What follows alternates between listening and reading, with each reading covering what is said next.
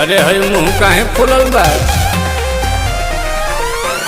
का भइल?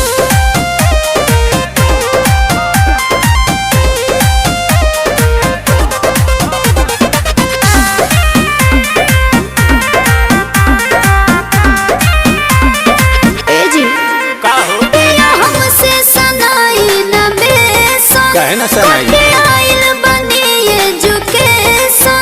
नहीं अच्छा से चले रिलेशन जब गाड़ी धोले बुआ सटेशन कह देता है पवन कॉलेजिया में पढ़लू अंग्रेजिया हो अंग्रेजिया छाटेला तो हम से रूसन करे जाई करे जावा फाटेला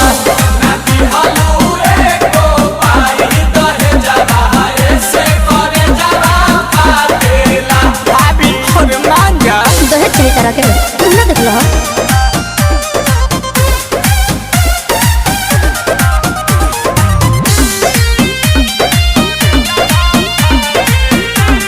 एक बात बताओ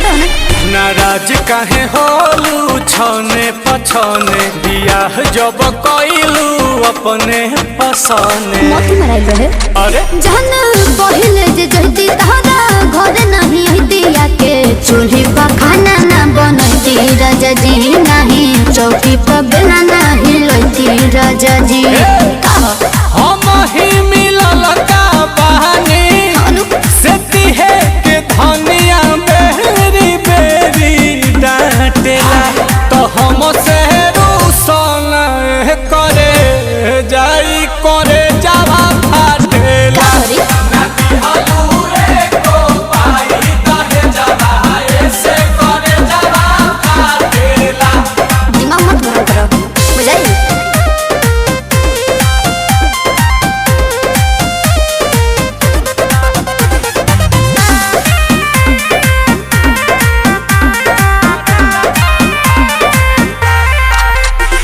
बताहो का खोइबू मीठा की खाटा मंगाही पानी पूरी किलो लाता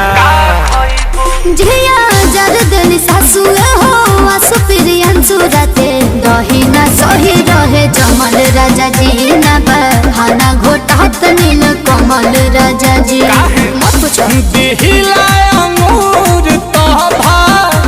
गेलो दूर दूर तहर कुकुर काटेला तो हम से रूसन करे जा ई करे जावा फाटेला